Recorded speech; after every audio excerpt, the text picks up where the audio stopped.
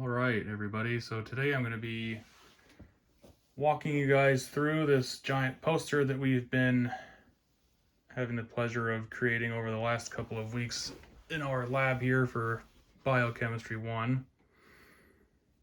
So basically I'm going to be describing and kind of walking through all of the steps, how our body creates energy molecules in the form of ATP, and then how we can use ATP and CO2 along with obviously a ton of other molecules and methods on how our body will create the components necessary for our DNA replication. So the first thing to focus on here is when we eat food, we kind of start with some crude sugars like lactose up here and sucrose down here.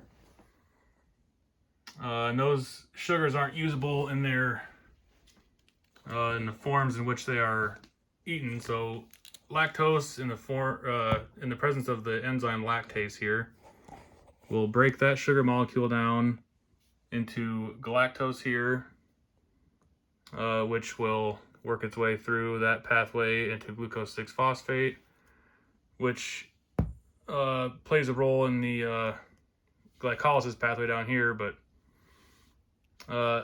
and it'll also produce glucose, and then sucrose in the presence of the enzyme sucrase will form a glucose molecule as well, and a fructose molecule, which has its own pathway that kind of adds into the glycolysis pathway as well. But we'll focus on glucose here. So first we call this kind of the commitment or the investment phase, these first couple of processes here. So it uses, you can see 1-2 ATP molecules here to kind of work its way almost halfway through this pathway. So then we'll get 2 identical molecules down here. So this pathway here actually happens twice. So from kind of the second half of the glycolysis pathway, we will produce some NADH, which will be used later on, and we'll produce 1 and 2 ATP, so that'd be 4 total when that pathway happens twice, which ATP will be used later as well, and we will get a pyruvate molecule down here. So the pyruvate molecule will work its way into the pyruvate dehydrogenase complex, this complex here. And through a series of steps, we'll get some CO2, and we will end up with acetyl-CoA here. And then acetyl-CoA is important for the citric acid cycle down here, which we can see acetyl-CoA here, which works its way around this citric acid cycle that has a lot of components, and we can see that NADH and CO2 is also produced in this cycle here and here. And we'll also get some ATP.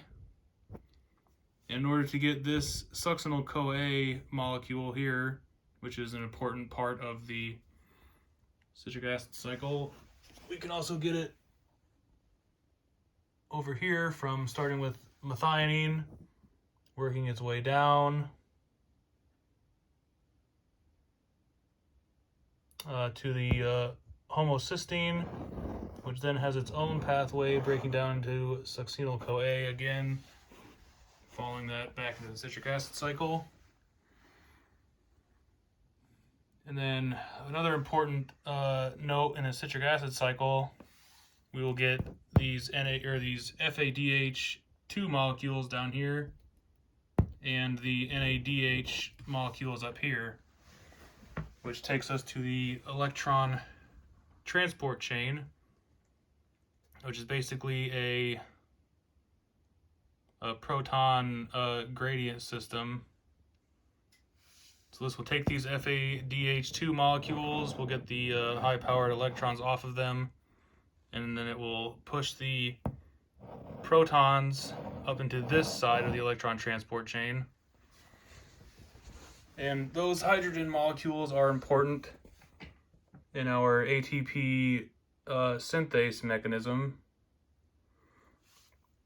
which that's kind of what powers our ring structure here to turn our ADP and PIs into ATP molecules.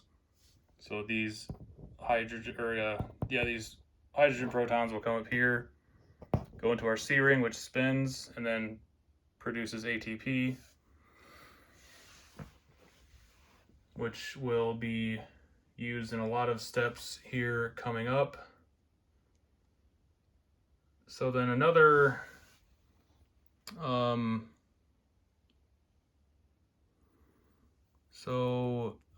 glucose 6-phosphate that we will get from our glycolysis pathway is also used up here in the pentose phosphate pathway. You can see our glucose 6-phosphate, which this step also produces NADPH and some CO2. And then some other byproducts are fructose 6-phosphate and the GAP molecule, which are also relative to the glucose pathway. But an important molecule out of this pentose phosphate pathway is PRPP, which PRPP, if we follow the line across the poster here into this step, PRPP is used. And then we'll burn up some more ATP from what we got from the steps I discussed earlier. Another ATP molecule and so on. Uses a lot of ATP here to eventually get inosine down here. So then inosine moves over to this pathway here, where it will undergo all of these changes. It'll also burn up some more ATP there that we needed, which was generated before. Then we'll get our ATP and GTP, which is where we get our adenine and guanine from. And then so another important thing that we got from our CO2 with the NH3 will give us our carbamic acid, which will form into the orotate, which then goes down to this pathway here, and then creates some more CO2 there, which will be used later, and then we will get uridylyte. So uridylyte then comes into this pathway, which again uses some more ATP throughout this process. Then we will get our UTP, CTP, and TTP, which is where we get our uracil, cytosine, and thymine molecules from. And then all 5 of these here are what our body needs for our DNA and RNA replication. And I think I covered pretty much everything that has to do with how we use CO2 and glucose to produce our NADH, FADH2s, and ATP molecules that were obviously very important in the overall synthesis of these molecules here. Thank you.